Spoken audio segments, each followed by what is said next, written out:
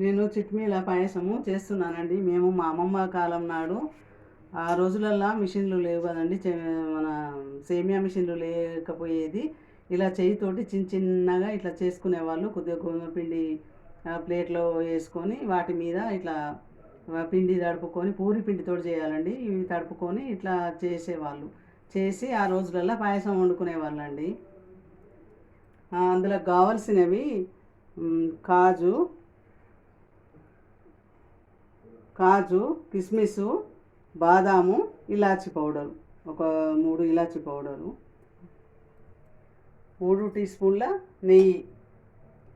మనము స్టవ్ వెలిగించి స్టవ్ మీద బౌల్ పెట్టుకొని అందులో 3 టీ స్పూన్ల నేను నెయ్యి వేసుకున్నాను.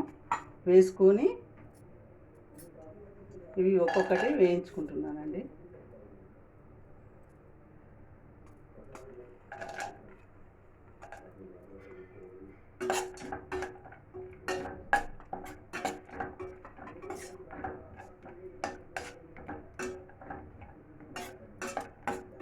ఈ సేమియా కంటే చాలా టేస్ట్గా ఉంటుందండి. పిల్లలు చాలా ఇష్టంగా తింటారు. మనకు కూడా చూడడానికి కూడా చిన్న చిన్నగా చాలా బాగా కుడుతుంది.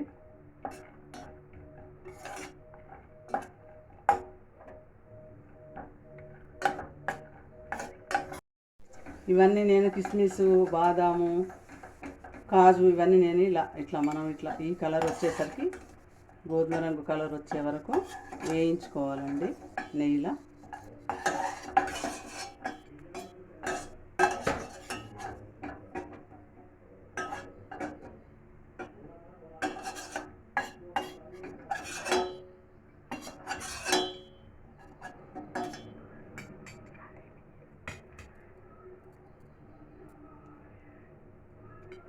ఇందులోనే ఈ చిట్మీలు వేయించుకోవాలండి. ఇలా నేను 200 గ్రామ్స్ తీసుకున్నానండి.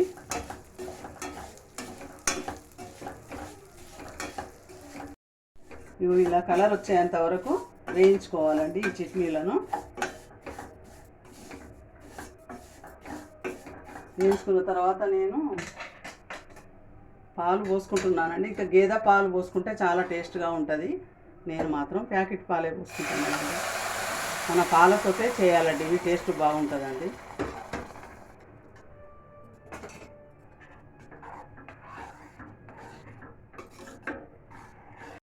గ్రామ్స్ సేమియా ఒక 5-10 మినిట్స్ ఉంచేసరికి మంచిగా మంచిగా మెత్తగా ఇట్లా ఉడికిపోయినాయండి.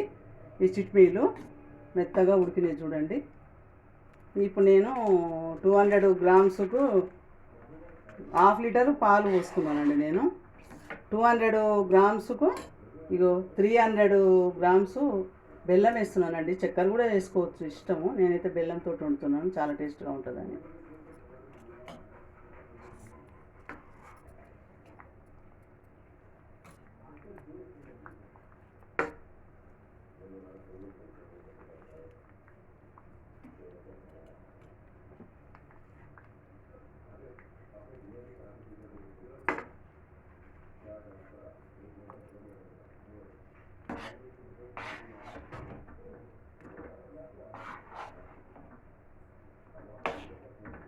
ఇలా మనం కలుపుకుంటుంటే అదే కరుగుతుందండి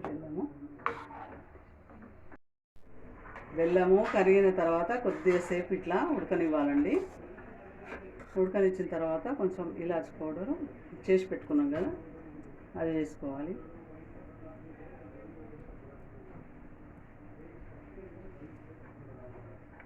అది వేసుకున్న తర్వాత మనము ఫస్ట్ వేయించి డ్రై ఫ్రూట్స్ పెట్టుకున్నాం కదండి, నెయ్యిలో వేయించి ఇవి వీటిపైన వేసుకోవాలండి. ఇట్లా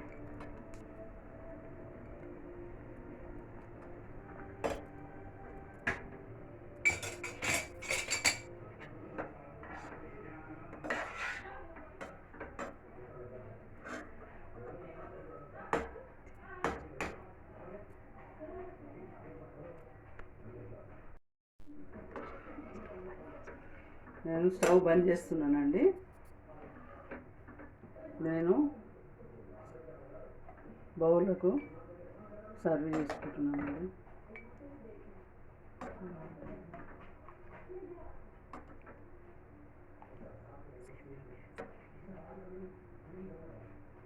ఈ చిమ్నీల పాయసం చాలా టేస్ట్గా ఉంటుందండి, బాగుంటుంది.